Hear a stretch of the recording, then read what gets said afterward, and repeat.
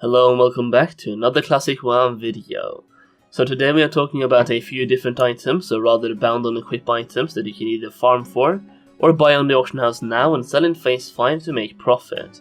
Now remember that buying and selling stuff always carries a risk, and it's all about buying and selling at the right moment, and for that purpose I have now created a sell alert on my Patreon specific Discord where I alert patrons of when I think it's time to sell certain items. That was a sellout for my Patreon, by the way, and you can find a link to that in the description. So these items are pretty well known by some classic WoW players, as private servers have been a thing for years now, so some of the items it might be too late to invest in, but it is never too late to know what they are useful for, just in case you happen to find the items yourself while farming, or in case you want to add them to your auction house scan list to find some cheap items to snipe.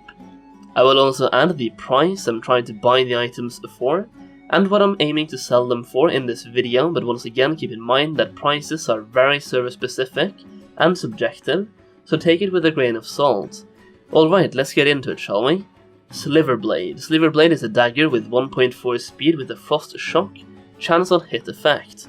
This dagger is very useful for AQ40, more specifically the Visitor's Fight. The short explanation here is that Visitors needs to be hit by a certain amount of frost attacks in order to be defeated. I think it's 100 frost attacks for him to be frozen. Frost shock, frost bolts, frost wands and so on counts towards this.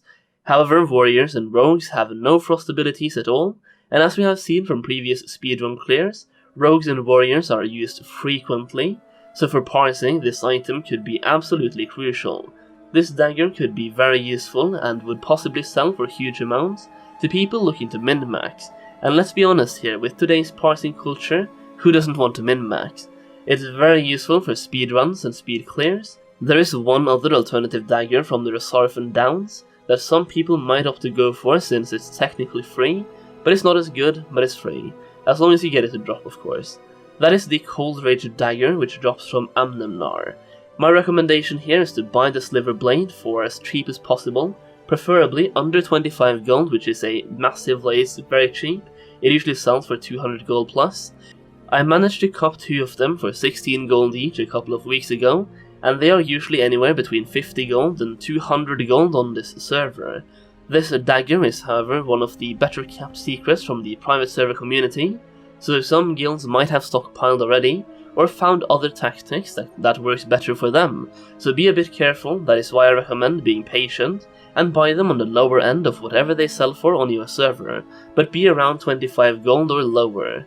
Another item that could be relevant for the same reason as the Sliver Blade is the Hammer of the Northern Wind, which is a one-handed mace that has a chance of proccing a frostbolt when you hit, and it is also useful for warriors and rogues, or at least warriors.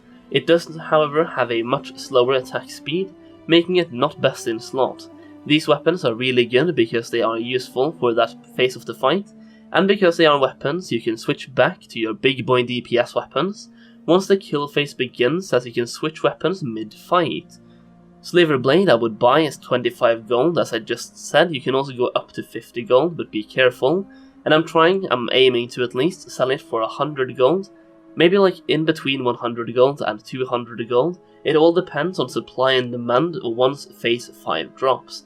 I'm also planning to sell the Hammer of the Northern Wind for close to the same, but probably a bit less than the Sliver Blade because it's not as good, but like around the same area.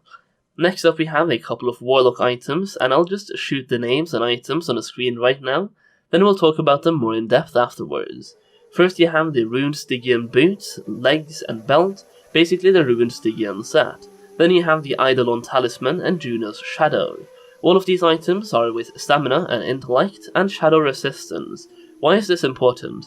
Well, in AQ40 for the second last boss, aka the Twins fight, you need a Warlock tank to kite one of the bosses. This Warlock will need 200 shadow resist, which is a lot of shadow resist. This is where we gold makers can make a decent chunk of gold, because the best in slot options are either craftable or bound on equip items. As gold makers we can take advantage of this opportunity by investing in the items needed to craft the craftable items like the Stygian set, and we can also snipe and flip the other BOEs as well. Materials of note in the Stygian set is Dark Runes and Iron Web Spider Silk. which could see a potential increase in price in Phase 5 due to the increase in demand because of exactly this. Additionally, the Eidelons Talisman is a really strong neck piece because of the stamina plus shadow resist combination, and some Warlocks might opt to use it as it's semi-crucial in order to actually obtain the 200 shadow resist needed. So, items to invest in when it comes to taking advantage of this Warlock shadow resist situation is Dark Runes, Ironweb Spider Silk, Eidelons Talisman, Juno's Shadow, Shadow Resistance Ring, and Shadow Resistance Offhands. You can also find a link that shows all of these items in the recommended Warlock Shadow Resist guide as well, link in the description. For the Eidelons Talisman, I would recommend staying close to Sliver Blade prices, so 25 gold to be safe. However, it is currently listed for 100 gold on my server, so finding one for 25 gold could be very difficult. The EU market price is also 200 to 300 gold plus, so try to get them as cheap as possible, but don't expect to find them cheap. Shadow resistance rings and offhands is very difficult to determine, so just get them as cheap as possible. Juno's Shadow I would say 20 gold or less. As for the shadow resist rings, try to find ones that give at least 20 shadow resist, and try to find them at a fair price. What a fair price is for you depends on, once again, the popularity of your server, usual price of things, and supply versus demand, which in this case means supply versus competitive raiding guilds. Now, even though you can and probably should buy these items instead of farming them, I thought I'd also mention where you can farm them, in case you either don't have the gold to invest or you simply want to farm instead of buying the items yourself. Also, if you're already doing these farms without knowing that you can get these jackpot items, you now have another reason to keep doing them. So first off, let's look at Sliver Blade. Sliver Blade can drop from Scarlet Monastery, and as far as Wowhead information goes, it can drop from any version of the instance except for the Graveyard. It's also supposed to have a 0.2% drop chance, but I beg to differ as I have done countless amounts of Scarlet Monastery runs and I believe I've only seen one of them drop so far. Nonetheless, if you are a mage and you're selling SM runs, make sure you reserve blue items, as if this drops, you have basically made anywhere between 50 gold and 200 gold as a bonus from one item drop. Likewise, if you're in SM getting boosted and this drops and the mage hasn't reserved blues for himself, grab it yourself and sell it, since you know how valuable it is. Or if you want to be a nice guy, tell the mage how valuable it is and give it to him, whatever your heart desires. The Eidelons Talisman can drop off the spectral humanoids or the semi-ghosts, or whatever you want to call them, in Dire Maul. These are level 57 to 59 elite, so you might need some gear if you're looking to farm for this item. Since it is inside Dire Maul, you have tons of other farming possibilities inside the dungeon as well, so if anything, this just adds more value to your regular DM farms. If we are to believe Wowhead numbers, this item has a 1% drop chance from these guys. The other items mentioned in this video are either craftable items or world drops, so they are pretty much impossible to target farm for. Oh, and yeah, to obtain the Rune Stygian patterns, you actually have to receive an item called the Decoded True Believer Clippings, which is basically a treasure chest, which can contain one of several recipes and items. You get this item by turning in 10 Twilight texts, so if you're looking to obtain all 3 recipes to actually craft the items themselves and sell the crafted items, I would recommend you start farming for Twilight texts now and turn them in as soon as possible when Phase 5 hits. The actual drop rate for a Rune Stygian pattern inside of one of these boxes is 10% according to Wowhead, so farm at least 100 texts, but the more you farm, the more safe you are when it comes to RNG. When you turn in the Twilight text for this treasure bag, you don't get the Cenarian Circle reputation you would if you turn them into the guy in Cenarian Hold, so you have to weigh the pros and cons of that as well.